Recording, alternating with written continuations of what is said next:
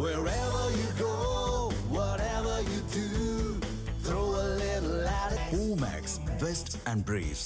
குற்ற பின்னணி கொண்ட குடும்பத்தைச் சேர்ந்த ஒருவரை திருப்பரங்குன்றம் தொகுதி வேட்பாளராக திமுக தலைமை நிறுத்தியுள்ளதாக அதிமுக கொள்கை பரப்பு இணை செயலாளர் காளியம்மாள் குற்றம் சாட்டினார்.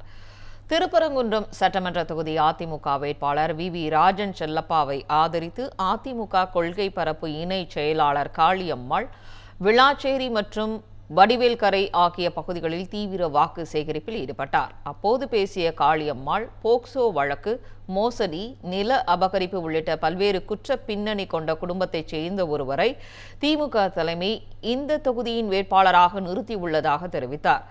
அதிமுக ஆட்சியில் கொண்டுவரப்பட்ட தாலிக்கு தங்கம் திட்டம், அம்மா உணவகம், அம்மா மினி கிளினிக் போன்ற மக்கள் நலத்திட்டங்களை திமுக அரசு நிறுத்திவிட்டதாக குறிப்பிட்டார்.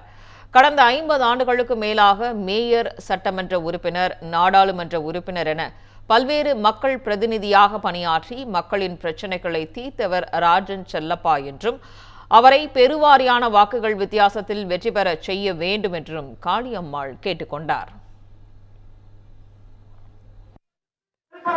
சட்டமன்ற தொகுதியில போட்டியிடக்கூடிய திமுக வேட்பாளரை பற்றி போய் தேடி பாருங்க.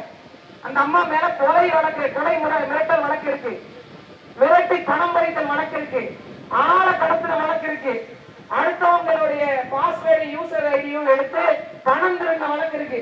எல்லாவற்றுக்கும் மேலாக அவங்க கணவர் ஐயா தங்கபாண்டியன், பேர பாருங்க தங்கபாண்டியன், அவர் என்ன தெரியுமா பண்ணிருக்காரு?